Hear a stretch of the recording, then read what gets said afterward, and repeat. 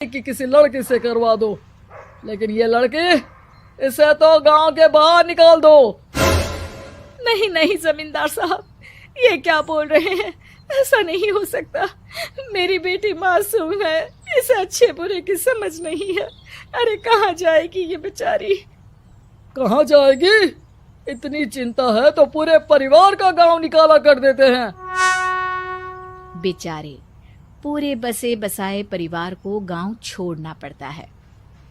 चाहे जो हो, अगर बेटियों को कंट्रोल नहीं कर सकते तो गांव में रहने का कोई मतलब नहीं है। यहाँ औरतों को दब कर रहना होगा। कोई भी अपने हिसाब से कुछ नहीं कर सकता, सब ईश्वर की मर्जी से ही होगा। तभी गांव का एक आदमी दौड़ा दौड़ा आता है। सरपंच साहब, जमींदार साहब, वो कालिया है ना, उसकी बेटी पढ़ने के लिए शहर जा रही है। अच्छा, ये कब हो गया? और कालिया की हिम्मत कैसे हो गई ऐसा करने की? लेकर आओ उसे और उसकी बेटी को। बस फिर क्या था, हाजिर हो जाते हैं कालिया और उसकी बेटी सरपंच के सामने। अरे कालिया, ये क्या सुनने में आ रहा है? बेटी को इंजीनियर बना रहा है तू? और ये बता, गांव में तो स्कूल नहीं है, फिर कहां से इतनी क्लास पास कर गई तेरी बेटी? राधा, जो कि कालिया की बेटी है, उसे लगता है कि सरपंच उसकी तारीफ कर रहे हैं। सरपंच जी, मैंने ऑनलाइन पढ़ाई की है, डिस्टेंस लर्निंग से। सभी में मैंने अच्छे नंबर पाए हैं, जिसे देखते हुए शहर की इंजीनियरिंग कॉलेज में मुझे स्कॉलरशिप मिली है। वाह जी वाह, क्या होती है ये? पहले तो ये बताओ, फिर आगे की बात करते हैं। पूरा गांव राधा की बात सुन रहा था और राधा बोलती जा रही थी। तो ऐसे मैं फ्री में एक अच्छी शिक्षा लेकर गांव में जो कुछ परेशानियां हैं, जैसे बिजली, पानी और इंटरनेट जैसी समस्याओं के लिए काम करूंगी। मैं गांव को शहर से जोड़ने के लिए पुल का निर्माण करवाने का प्रस्ताव रखूंगी। मुझे पूरी उम्मीद है कि जल्द ही हमारा गांव भी तरक्की की राह पर चल पड़ेगा। राधा की बात सुनकर सारे गांव वाले ताली बजाने लगते हैं। सरपंच को समझ नहीं आता कि वो क्या करे। चुप रह नादान लड़की, गांव के खिलाफ जाने के लिए तुझे गांव से बेदखल कर दिया जाएगा, वो भी पूरे परिवार के साथ। और हाँ, अगर ठीक से गांव में रहना चाहती है तो ये पढ़ाई लिखाई छोड़ दे। हम तेरे लिए गांव का कोई होनहार लड़का देखेंगे। तभी गांव का एक आदमी बोल पड़ता है। अरे नहीं नहीं सरपंच जी, राधा बिटिया जो बता रही है, अगर वैसा हो जाए तो हम लोगों को पैसा कमाने के लिए बाहर नहीं जाना पड़ेगा। हाँ जी, और ना ही कोसों दूर पानी के लिए भटकना पड़ेगा। हमारे बच्चे भी अच्छी पढ़ाई कर सकेंगे और आगे बढ़ेंगे, ना कि हमारी तरह खेती करते बैठेंगे। क्यों गांव वालों, राधा बिटिया का साथ देना चाहिए ना। सरपंच देखता है कि गांव राधा के साथ है तो वो चुप हो जाता है। वो घर आकर अपने सलाहकार से बात करता है, जो बहुत ही चालाक किस्म का इंसान होता है।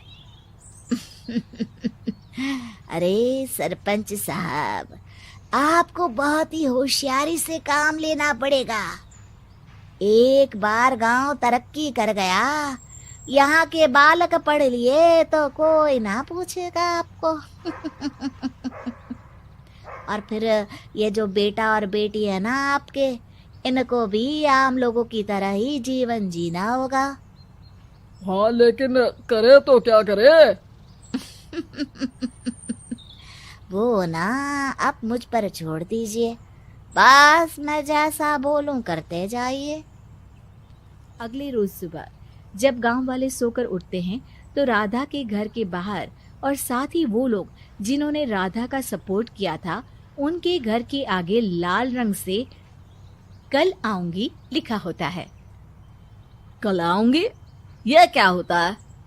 अरे यह तो खून से लिखा है, लगता है कोई भूत प्रेत या चुड़ैल का साया है। चलो सरपंच जी के पास चलते हैं। सभी सरपंच के पास जाकर उसे सारी बात बताते हैं। और ये तो बड़ी मुश्किल की बात है। चलो, मैं एक बाबा को जानता हूँ, उन्हें बुला लेता हूँ। सरपंच बाबा को लेकर गांव के घर के बाहर जाता है। ओहो, तो ये वो चुड़ैल है जो उन लोगों को निशाना बनाते हैं जो गांव को बदलने का सपना देखते हैं। वो गांव को ऐसे ही संपन्न देखना चाहती है। वो नहीं चाहती कि कोई बाहरी यहाँ का कायाकल्प करे। क्या तुम लोगों में से किसी ने गांव को बदलने की सोच रखी है? तभी राधा की माँ रोते रोते आती है। मेरी राधा घर से गायब हो गई है। अरे कोई तो बचाओ, मेरी बच्ची कहाँ गई?